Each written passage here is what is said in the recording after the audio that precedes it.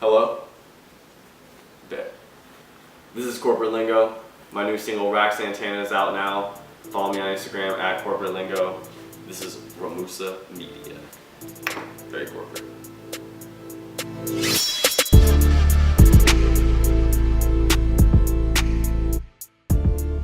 And rolling. Gang. Today we're here with Corporate Lingo, rapper, in Atlanta, Georgia, Yeah. tech grad. Yeah. Put tech on my wrist. What's your come up been like in your own words over the past year or so, from the elevator premiere to your recent work ethic, which took a high bump. What's it been like for you over the past 12 months doing what you do? It's been crazy, for real. It's just been a lot of work. Like the past couple of years, like I put the work in doing like mixing and mastering and producing. And the past year has been like me just like executing, like making full tracks, doing my own mixing, mastering, mostly my own production. So it's been a lot of fun shit. And I went finished school and got corporate and shit. Corporate Lingo is only like 8 months old. I changed my name like January. What's your earliest memory of music? Damn, my earliest memory of music. I played guitar I got a guitar when I was 6, and I went to a Brazilian guitar teacher, and I quit because it was so fucking hard. It was wild. So, and then I quit guitar for like 2 years, and I got it back. Started playing again. Your family's Italian, and apart from loving cheese, Italians definitely are all about music in some way. Do you have a musical family? My mom's Italian, and she would always play music. And I was in an Uber last night actually, and they were playing like M2May, like Juicy Fruit, and like War, and like Gap Band, and like my mom put me on all those like very early. She had all the CDs in our car, and would play all those like early like funk and soul hits. So like, as a rapper, were you ever going through those phases where you only wanted to make or listen to music that sounded like pop, like anything else besides rap or hip hop? Definitely, yeah. I was in a bunch of rock bands and jazz bands. And What type of rock were you listening to? Oh man, I was like really into punk, like hardcore punk. Did you go through that like Fueled by Ramen phase? I don't even know Fueled by Ramen. What's that? Fueled by Ramen, this pop punk label. They had like All Time Low, Mayday Parade. Like, Oh, I definitely fucked with that shit, but like I wasn't even like I went to like Warped Tour in like 2008. I think it was 2008. I was in Warped Tour, which is funny because I saw they did the last Warped Tour now like 2018. So I was there like a decade ago, Right. and I fucked with them like way back, but more like not on like the pop punk shit, like 3-chord aggressive like punk music, like the Ramones, like so many like the Exploited, fucking the Misfits, I don't know, and ska punk. Ska punk's fire. You like ska punk, Jackson? I'm actually not a huge ska fan. True. You look like you could like ska. Anyone with long hair. Who was the first rapper that you got interested in from a musical standpoint? Damn. I remember listening to like Gangstar and what's his name? The dude, Mr. Dabalina, Mr. Bob Dabalina, Deltron 3030, like the Del the Funky Homo Sapien. He was crazy. That was definitely on some like crazy shit. So it inspired me to like do my own thing. And like honestly, the whole Tony Hawk Underground soundtrack, there was like a way you could on the menu you could switch what genre all the music would be between punk, rap, and rock. And so I would go through, I'd play the game, I beat that game so many times, it's the only video game I really played. And I would change it from like, at one point I remember I only listened to the punk. Like I didn't want any of the rock or like the rap. And then one time I was like, I'm gonna try the rap one. And I found so many crazy rappers, and like that really was the first time I got into rap when I changed the Tony Hawk Underground menu settings. So you were in a group called Gypsy before. Gypsy Thug, yeah. Gypsy Thug. Yeah. Before you got into what you're doing now. Yeah, like my solo career. stuff. But like at the time when you were in Gypsy Thug, is this what you were on, like the Tony Hawk soundtracks? I'm talking about like Tony Hawk shit. That's like middle school. Okay. I was like, that's like early introductions. But so when how did Gypsy Thug come about originally? I was definitely listening to a lot of like old school sounding music, like old school rap and stuff, and like I was always influenced by like Biggie, and just like freestyle rappers, like rappers that would just be like out and about, just like rapping. And so Gypsy Thug, we were just like, it started. My homie Dowd was just making beats, and I would just like freestyle on all of them, and like go hard until it was crazy, and they all turned out pretty good, and people like them. People like still hit me up. Like a lot of people like don't even like. I know people who just like are still banging Gypsy Thug, and that's what they do. I'm like, that's cool. What made you want to start your own solo career with corporate Lingo? Yeah, definitely. I'm fucking with the corporate shit. Corporate shit's very fun. It's very corporate. But Gypsy Thug was very wavy. It definitely made me who I am. Gypsy Thug and Lingo, which is my duo with A+. What's the longest amount of time you spent in the studio? Forever. Like, I live in the studio because I make everything just sitting at my desk. So, like. How collaborative are you in music? I would say very collaborative. I don't know if you've heard my like 30. I have a song with 32 features on it. And my first tape back in 2015, I dropped as J Lingo, which was called J Lingo and Friends. It's not even, I don't know if it's online anymore, but it that had 28 features on it too. So that was like kind of my introduction into rap and shit. Like I was like definitely trying to work with people, and I learned so much working with different people, especially people who don't rap. I make sure that all of my photographers and like videographers, I get them to like freestyle, like fuck around when we're making shit, because like they, you kind of need the perspective. Everyone needs different perspectives. What gives you the perspective on making like unique music in Atlanta, where music is like running this city pretty much, and also running the globe to some extent, like in such a culturally, musically relevant city? Like, how do you maintain your unique sound? What do you do to make sure that happens? I think, I mean, at the end of the day, if you're just yourself, you're gonna have a unique sound. Like, we're all the best at being us. But I'm like, Atlanta. So I'm from DC. I lived in DC until like 2013, and like some of the differences are like in other cities, people are worried about coming up in their city. Like they think they got to be the king of the city, and there's like not too many, like a lot of the smart cats out there that people look up to like didn't try to be the king of Atlanta. Like there's so many global markets that you can just tap, and so it's just like people have their eyes set on big things, and I appreciate that here, and that pushes me to make my own music as much as I can do it, and not be discouraged about anything, and just like rock hard, because I see like you can just do big things.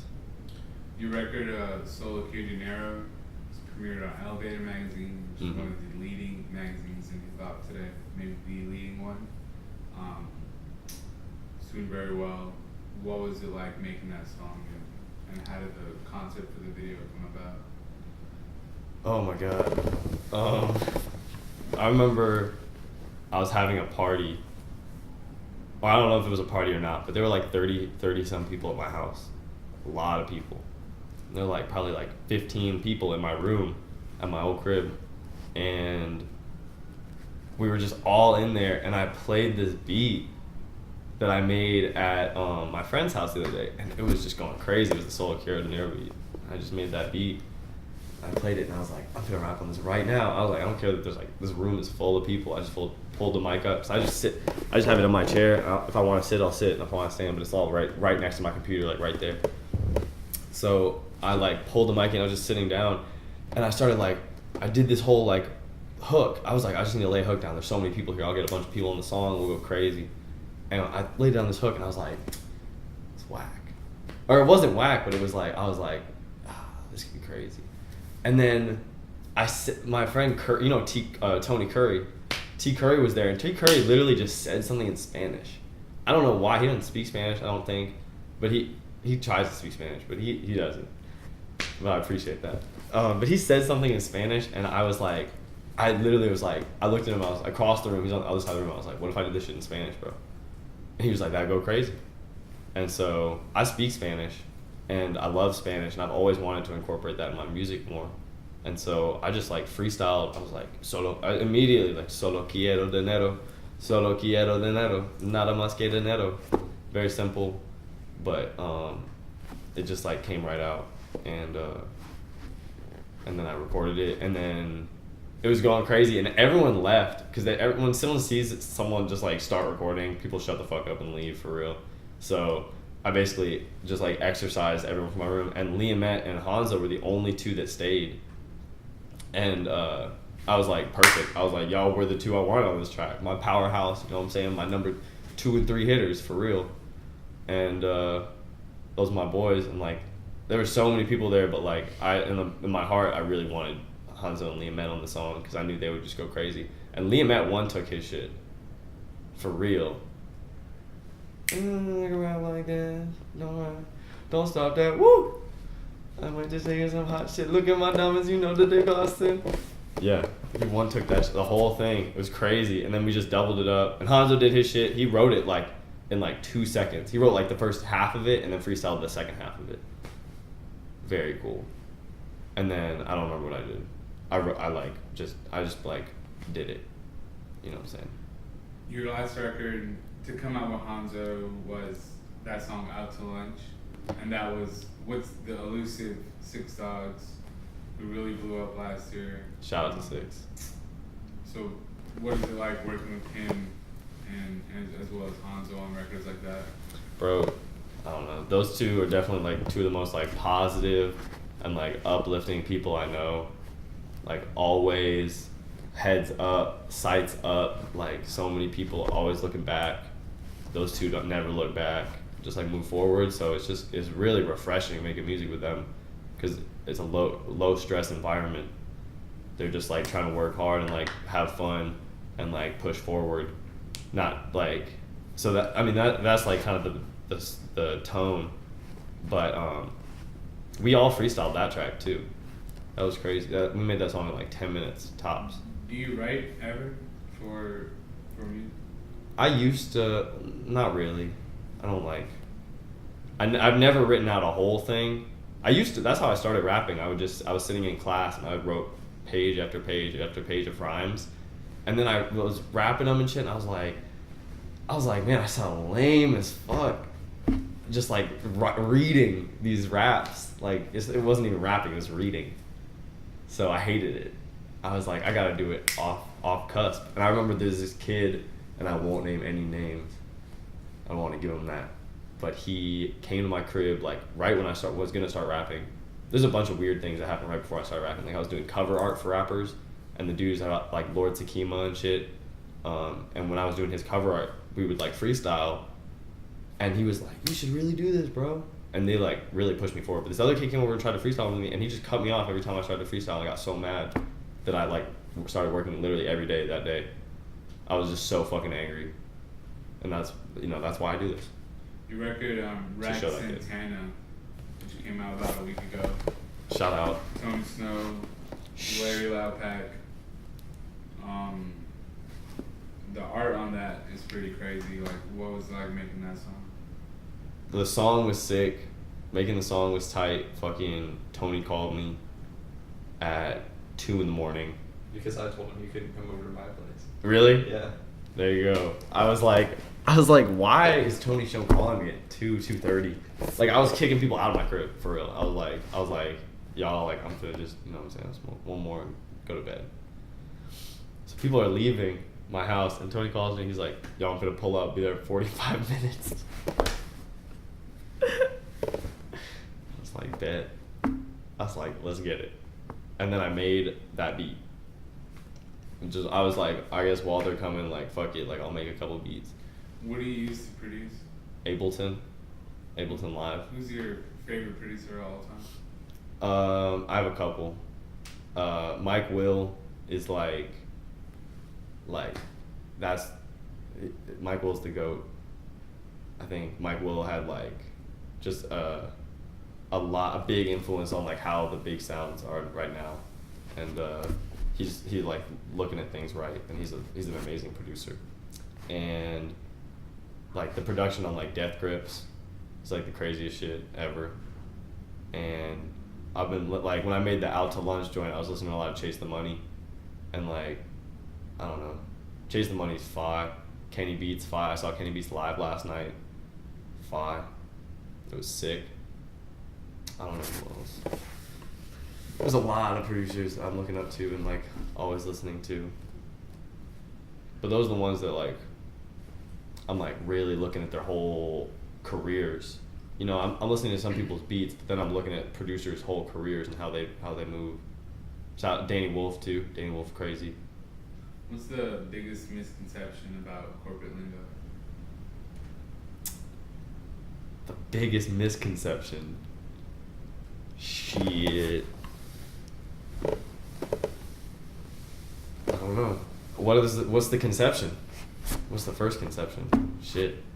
The conception. Is there one? I don't know. People think things about you. I don't know if they think things about me.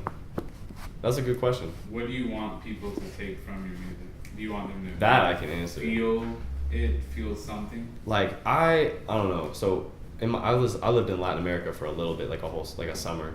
I lived in Chile, and I had a job down there, and I would go. Which explains Solo Quiero Dinero. Yeah, yes, like, and some of the in serio, like I don't know what I don't know, the slang, and it was crazy. Like me being in Chile also really pushed me to push the lingo shit, because I was J lingo before I was corporate lingo, and so the lingos have always been there, and that's always because like I just like been around a lot of slang, and like from DC there's so much crazy DC slang, and like in Chile there was like so much crazy Spanish slang, and it was just so wild. Like just like its own dialect, like Chilean Spanish, and so that maybe pushed me to like just do my thing and like focus on keeping the lingo fresh. How many records would you say you're sitting on right now that are unreleased? A lot. I got like 104 on SoundCloud right now, on like private. I have like my SoundCloud is like filled up with the unreleased ones. So why hold on to them?